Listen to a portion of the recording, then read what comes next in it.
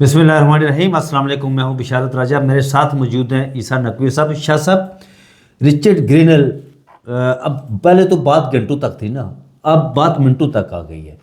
ہر آدھے گھنٹے بعد، 40 منٹ بعد، 45 منٹ بعد اوپر تلے اس کے ٹویٹ آ رہے ہیں. اور پاکستان کے اندر سب سے زیادہ اس حوالے سے پریشان کون ہے، کس سے فکر لاحق ہے، وہ ان کی نیندیں اڑی ہوئی ہیں، وہ کون سے ایسے طبقات ہیں؟ دیکھیں، ایک تو یہ کہ وہ ظاہر ہے کہ ایک ایسے ٹائم کے اوپر ٹویٹ کرتا ہے. اب امریکہ میں دن چڑھتا ہے، ادھر رات جو ہے وہ ڈھل جاتی ہے، رات شروع ہو جاتی ہے، تو لوگوں کو راتوں کو بھی جاگنا پڑ رہا ہے. وہ جس وقت ٹویٹ کرنا شروع ہوتا ہے، بھائی ایک بندہ رکھ لو یا شیڈیول کر لو، ٹویٹ کو بندہ رکھ لو جو دن کے وقت کرے. یہاں تو نیندیں اڑی ہوئی ہیں. جس وقت عمران خان صاحب کا آؤسٹر ہوا، رجیم چینج آپریشن جس کو کہا جاتا ہے، اس کے بعد امریکہ اور پاکستان کے، امریکہ اور خان صاحب کے تعلقات کے اوپر جتنی میں نے ویڈیوز کی نا، اس میں کچھ انسیڈنٹس ہیں جو تقریباً ہر ویڈیو میں، کوئی ویڈیو ایسی نہیں ہے کہ جس میں میں نے مینشن نہ کی ہوں. ایک احسن اقبال صاحب جن کے ٹویٹس جو ہیں نا، وہ اب اس نظام کے لیے، موجودہ جو سسٹم کھڑا ہوا ہے، اس کے لیے خطرہ بن گئے. اور پھر مریم نواز صاحبہ اور مسلم لیگ نون کے کچھ حوالہ جات تھے، وہ کس طریقے سے ری سرفیس ہوئے ہیں. جو رچرڈ گرینل کر رہا ہے وہ میں آپ کو بتاتا ہوں. اور پھر پاکستان تحریک انصاف کا سوشل میڈیا ایگزیکٹلی وہ پیٹرن فالو کر رہا ہے جس کی پریڈکشن میں کر چکا تھا. مجھے اندازہ تھا، وی سو اٹ کمنگ، کہ یہ اسی طریقے سے ہوگا، لیکن اس کے نتیجہ اتنی جلدی اور اتنے بھرپور طریقے سے آئے گا، اس کا شاید اندازہ نہیں تھا. یہ تو تھا کہ چلو بھائی، جناب 20 جنوری کو جب دفتر سنبھالے گا ڈونلڈ ٹرمپ، اپنی ٹیم لگائے گا، اس کے بعد کچھ چیزیں موو ہونا شروع ہوں گی. تحریک انصاف کے سوشل میڈیا کے لوگ جناب اس کو ٹیگ کر رہے ہوں گے، اس کو ریپلائز میں جا کے ری ٹویٹ کر رہے ہوں گے، اس کو بار بار جناب فنگر پوائنٹنگ کر رہے ہوں گے کہ جناب یہ بھی معاملہ تھا، اس کی توجہ دلائیں گے. لیکن معاملہ اس کے الٹ ہوا ہے. وہ جو رچرڈ گرینل آیا، اس نے جو چیزیں کرنا شروع کی ہیں، اس میں احسن اقبال صاحب کا ٹویٹ میں آپ کو بتا دیتا ہوں، جس سے معاملہ، جب عمران خان صاحب کی حکومت تھی نا، وہ ماحول کیا تھا، اس وقت کیا چل رہا تھا، کیا ایکسپیکٹیشن تھی خان صاحب کی، کیا تھی، اور نون لیگ سے، شریف خاندان سے اندازے کی کتنی سنگین غلطی سرزد ہوئی، جس کے خمیازہ بھگتنے کا اب ٹائم آ گیا. دیکھیں، what goes around comes around. آپ کا اس وقت صورتحال یہ ہے کہ مسلم لیگ نون جو ہے، عوامی لحاظ سے ان کے پلے اب ککھ نہیں رہا. آپ کس طریقے سے اقتدار میں آتے ہیں؟ 2-3 طریقے ہوتے ہیں جس سے آپ اقتدار میں پاکستان میں آتے ہیں.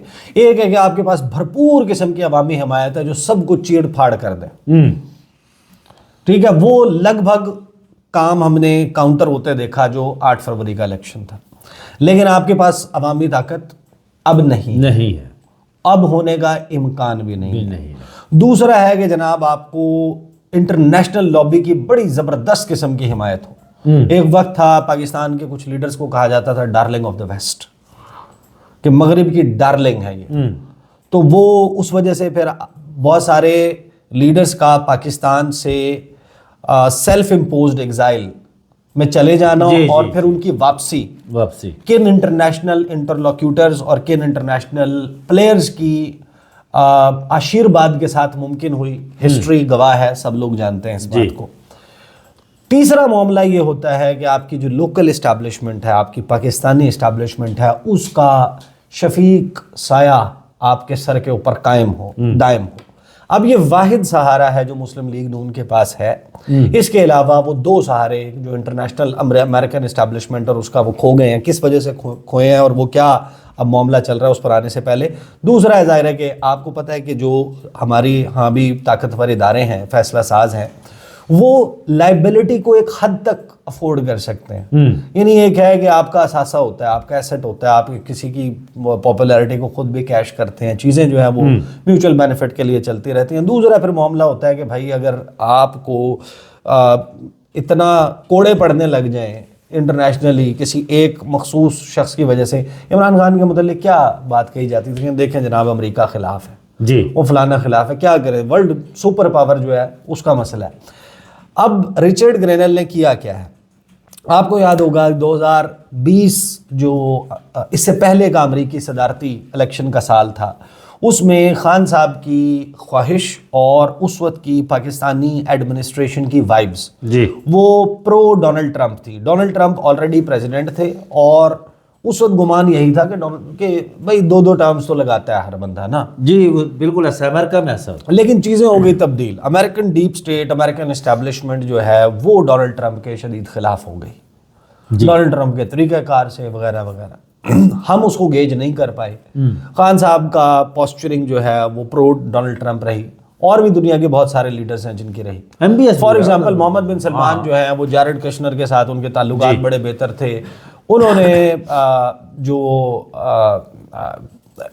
ظاہر ہے کہ CIA کی ایک رپورٹ تھی جی جمال خاشقگی والے معاملے جی تو وہ بڑا اوپنلی کہہ چکے تھے جو بائیڈن کے جب میں صدر بنوں گا تو میں اس رپورٹ کو پبلک کروں گا and I will make Saudi Arab a pariah of the world, اچھوت بنا دوں گا دنیا میں. جو انہوں نے سٹارٹ میں کوشش بھی کی.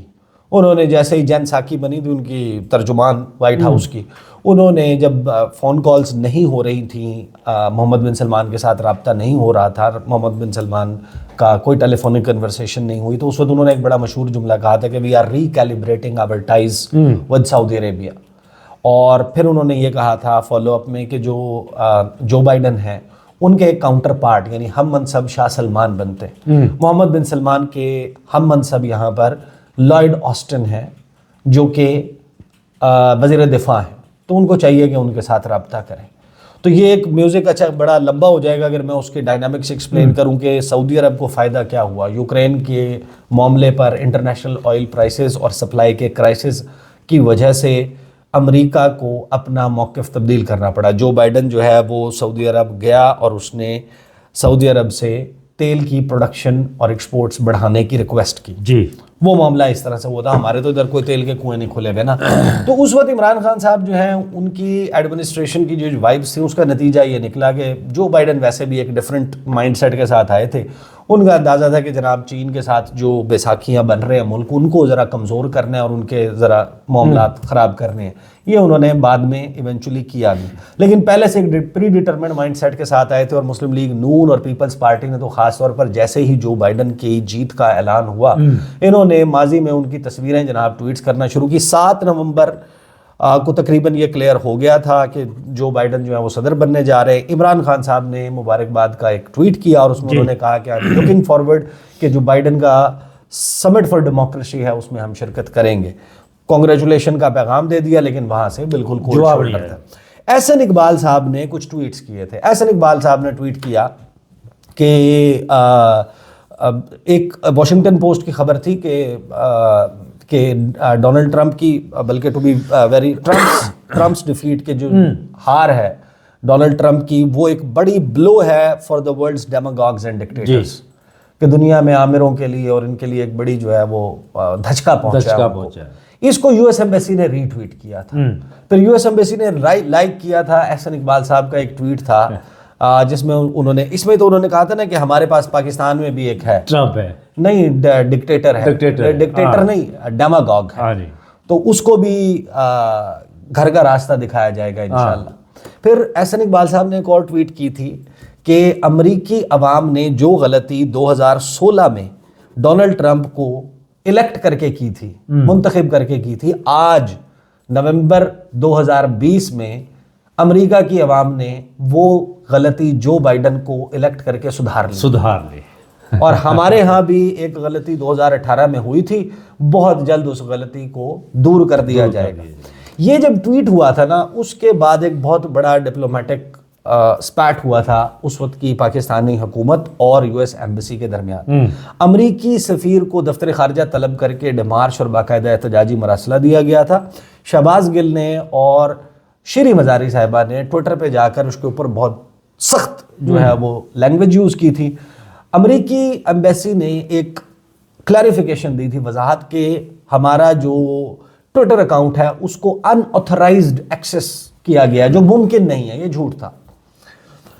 اور پھر اس کے اوپر شیری مزاری نے کہا تھا اس کا مطلب یہ ہے کہ امریکی سفارت خانے میں کچھ ایسے لوگ موجود ہیں، ان آتھورائزڈ لوگ موجود ہیں جو ان آتھورائزڈ ایکسیس کر رہے ہیں، لہٰذا وقت آ گیا ہے کہ ہم ان کی چھانٹی کریں ان ڈپلومیٹس کی. آپ کو پتہ ہے کہ ڈپلومیٹس کی چھانٹی کا معاملہ کب آیا تھا کہ آپ ہمیں لسٹیں دیں کون کس عہدے پر ہے، کون کس ڈپارٹمنٹ کے ساتھ کام کر رہا ہے، کس ویڈیو میں پہلے بھی بتایا تھا کس کیپیسٹی میں کام کر رہا ہے. یہ معاملہ ہوا تھا جس وقت ریمنڈ ڈیوس کا واقعہ ہوا تھا. اس وقت ہم نے لسٹیں اور کچھ چیزیں سامنے آنا شروع ہوئی تھی, تو اس کے بعد یہ فرسٹ ٹائم تھا کہ اتنا بڑا واقعہ ہو گیا. اب اس کے بعد کی سٹوری تو آپ فاسٹ فارورڈ کر لینا. میں بار بار یہ کہہ رہا تھا کہ یہ جو نون لیگ کا کانفیڈنس تھا نا اس وقت کہ بھائی اب تو امریکی جو انتظامیہ ہے, جو امریکی اسٹیبلشمنٹ ہے, وہ جس بندے کے خلاف ہو گئی وہ تو مر گیا نا, وہ تو ختم ہو گیا, اس نے تو کبھی واپس نہیں آنا. انہوں نے چڑھ دوڑے جناب ڈونلڈ ٹرمپ کے اوپر, انہوں نے جو کیمپین چلائی, جو اس کے خلاف, اس کو استارہ بنا لیا. مریم نے بھی کچھ کہا, مریم نواز کا تو میں آپ کو سنواتا ہوں نا انہوں نے کیا بات کی تھی, جس کو اب ان تمام چیزوں کو نوٹس کرنا اور اس کے اوپر بات کرنا شروع کر دی گئی. اور یہ آئے گا. اب دیکھیں مریم نواز کا جو سیاسی کریئر ہے, ویسے تو آپ کو پتہ ہے کہ ناکامیوں سے بھرپور سیاسی کریئر ہے. ان کو کشمیر کی ذمہ داری ملی, ہروا دیا ان کو جناب. جو جی بی کی ملی, جو ذمہ داری سیاسی اعتبار سے مسلم لیگ نے ان کو لگائی, ان کی لگائی, اس میں انہیں شکست ہوئی. واحد محاذ جو انہوں نے کہا تھا کہ وہ طریقہ مجھے بھی آتا ہے اس کے پروگرام میں بیٹھ کے, ندیم ملک کے, وہ جوتے پالش کرنے پڑتے, وہ گجرا والا ایک وہ واحد محاذ تھا, وہ واحد محاذ تھا جس پہ آخر کار وہ کامیاب وہ اسی میں کامیابی ہوئی. لیکن وہ کیا گفتگو کرتی آئیں, انہوں نے جناب ابھی ریسنٹلی ایک ٹاک کی تھی, آپ کو یاد ہوگا, ریسنٹلی تو نہیں, تھوڑی سی پرانی بات ہے, لیکن انہوں نے جو گفتگو کی تھی اب یہ گفتگو بھی ریسرفیس ہو رہی ہے. سنیں جی. تو میں آپ سب سے یہ کہنا چاہتی ہوں کہ جو آج ہوا وہ ایگزیکٹلی اس کا ریپیٹ تھا جب آپ نے دیکھا کہ یونائٹڈ اسٹیٹس آف امریکہ میں غنڈہ گردی کا جو کلچر انٹروڈیوس ہوا, ٹرمپ جب ہارا اور جاتے جاتے اس نے جس طرح ملک پر حملہ کیا, آج آپ نے دیکھا وہ اس کا ریپیٹ تھا. یہ جو پاکستانی ٹرمپ ہے یہ بھی اب جب جا رہا ہے تو اس نے بھی آج, تو یہ جو ٹرمپ کے جاتے جاتے یہ انہوں نے تو فاتحہ پڑھ لی تھی نا, انہوں نے تو کہا ڈونلڈ ٹرمپ ڈن اینڈ ڈسٹڈ. اور فرینکلی اسپیکنگ جب 2020-21 کو وقت کو آپ یاد رکھتے ہیں تو آپ کو یہ ذہن میں آتا ہے کہ اس وقت مائک پومپیو جو ہیں ان کے وزیر خارجہ, وہ خود کو پچ کر رہے تھے as the future presidential candidate Republican party کے. وہ گولان ہائٹس بھی گئے, وہ سیریا اور وہ وہاں اسرائیل کا وزٹ کیا, اس وقت وہ پچ بھی کر رہے تھے. ڈونلڈ ٹرمپ کا کم بیک ایسا بھرپور ہوگا, یہ اس کی کیلکولیشن بہت کم لوگوں کی تھی. انہوں نے پوری کیمپین چلائی. مریم نواز, احسن اقبال, خواجہ آصف, رانا ثناء اللہ, اب بھی اس وقت بھی ان کی صورتحال بہت سارے لوگوں کی چل رہی ہے. کچھ لوگوں نے اپنے ٹویٹس ڈیلیٹ بھی کیے. بلاول بھٹو زرداری نے اپنا قبلہ تبدیل کیا, انہوں نے بھی امریکہ میں بیٹھ کر ایک پوری اسپیچ کی تھی, غالباً ولسن سینٹر یا جارج واشنگٹن یونیورسٹی, دونوں میں سے کسی ایک فورم کے اوپر بات کرتے ہوئے انہوں نے بھی ڈونلڈ ٹرمپ کی جو خدمات ہیں ان کے اوپر بڑی تنقید کی تھی, لیکن دوستی بھی بتائی تھی کہ لیکن جیسے ہی ڈونلڈ ٹرمپ جو ہیں ان کی جیت واضح ہوئی تو Bilawal was one of the first few people جس نے یہ کہا کہ جناب بڑا زبردست ہو گیا, ایک اینٹی وار پریزیڈنٹ جو ہے. اب وہ اینٹی وار اور اینٹی ریجیم چینج تو مشہور ہے نا اس معاملے میں, تو وہ اس نے بات کر دی. اب یہاں پر معاملہ یہ ہے کہ آپ کا جو سیاسی کریئر تھا, خبر کیا آئی ہے؟ اب خبر یہ آئی ہے کہ آپ جا کر دیکھتے ہیں اس کے ٹویٹر ہینڈل کو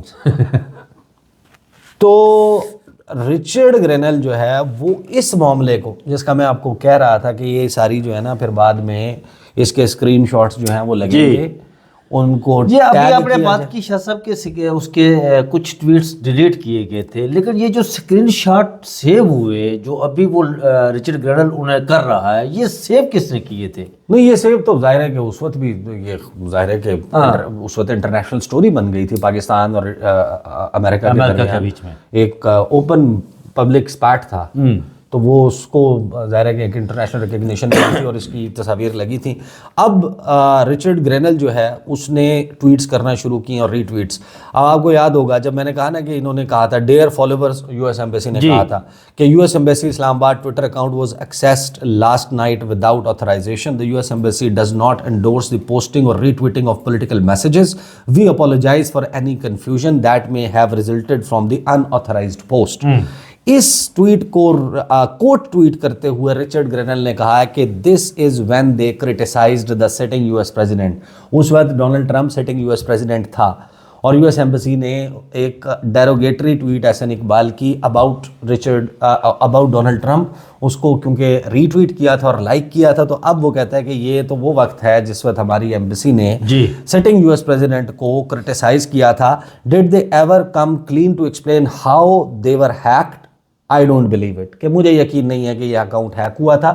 اس کا مطلب یہ ہے کہ دیکھیں 2-3 چیزیں جو ہیں پھر اچھا اس نے اور بھی ایکسپلین کی ہیں مختلف چیزیں.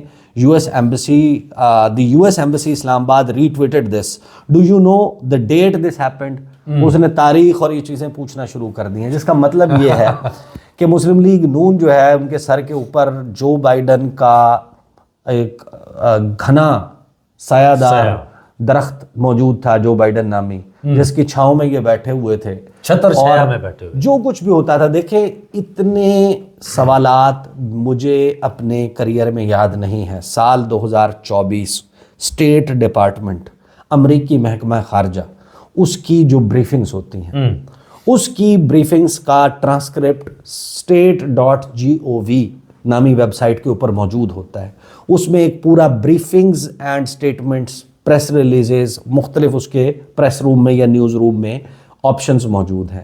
اس میں جا کے جو بریفنگز ہیں وہ اٹھا لیں. میرا خیال ہے کہ اگر 150 بریفنگز ہوئی ہیں سال 2024 میں، یا 250 بریفنگز ہوئی ہیں، تو میں آپ کو یہ یقین سے کہہ سکتا ہوں کہ کم از کم اس میں سے 75% یعنی تقریباً 150 بریفنگز ایسی ہیں جس میں پاکستان کے اوپر سوال ہوا ہے. جی بالکل ایسا ہی ہے. پاکستان اتنی بھرپور قسم کی ہائی لائٹ میں تھا کہ صرف پاکستانی اداروں کے ساتھ وابستہ صحافی نہیں، دنیا بھر کے انٹرنیشنل جرنلسٹ، پاکستان کی ہیومن رائٹ سچویشن، پاکستان میں الیکشنز، پاکستان کی سیاسی لڑائی، پاکستان میں ٹیررزم کا معاملہ، پاکستان میں سیکیورٹی انسیڈنٹس، پاکستان اور چائنا کے تعلقات، پاکستان کے مختلف معاملات، ان کے اوپر سوالات ہوتے رہے. اور اس پر جو اسٹیٹ ڈپارٹمنٹ کا موقف رہا ہے وہ بڑا سافٹ رہا ہے. وہ ایسا رہا ہے کہ جس میں کوئی چیز تنگ کرنے والی نہیں تھی، ادر دین جو الیکشن کے فوراً بعد امریکی محکمہ خارجہ نے یہ پوزیشن لینا شروع کی تھی کہ پاکستان میں الیکشنز کی تحقیقات کروائی جائیں. ابھی ریسنٹلی بھی اس کے علاوہ جو ہے وہ کوئی ایسی بات نہیں کی انہوں نے.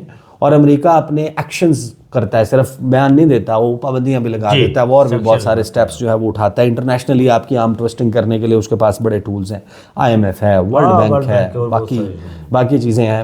تو وہ ایسا کچھ نہیں کیا امریکہ نے، جس کا مطلب یہ ہے کہ ابھی تک تو معاملات ٹھیک تھے.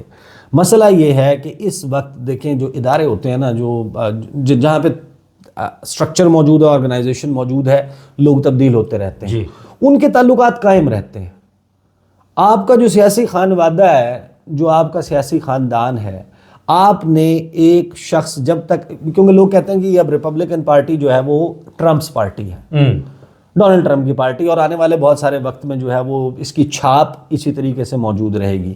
اب اس کی فائر فائٹنگ کرنے کے بجائے انہوں نے جو ریاکشن دکھانا شروع کیا، میرا خیال ہے کہ اس وقت جو سب سے زیادہ پریشان ہونے کی ضرورت ہے نا، وہ شریف خاندان کو، اور خاص طور پر مریم نواز کا سیاسی کریئر جو اس وقت محتاج تھا صرف اور صرف امریکن یعنی کہ انٹرنیشنل اسٹیبلشمنٹ اور یہاں پر لوکل اداروں کی سپورٹ کا، کیونکہ عوامی سپورٹ تو ہے نہیں. اس کو میرا خیال ہے بہت بڑا دھچکا ہے کہ وہ جو شفیق سایہ ہے وہ جانے کے بعد جو اب آیا ہے وہ سایہ، وہ وہی سایہ جس کو آپ نے سوچ کے کہ چلا گیا، تو اب وہ تو ان کے نوٹس میں آ گیا، وہ بار بار اس کے اوپر بات کر رہے ہیں. بٹ لیٹس سی کہ اس میں مزید آنے والے دنوں میں کیا چیز سامنے. بہت شکریہ شاہ صاحب. ناظرین، شاہ صاحب نے بتایا کہ شریف خاندان کے لیے بالخصوص مشکل وقت شروع آئے گا نہیں بلکہ شروع ہو گیا ہے.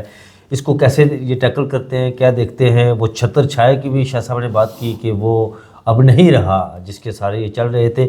مجھے اور شاہ صاحب کو دیجیے اجازت. اپنا بہت سارا خیال رکھیے گا. اللہ حافظ.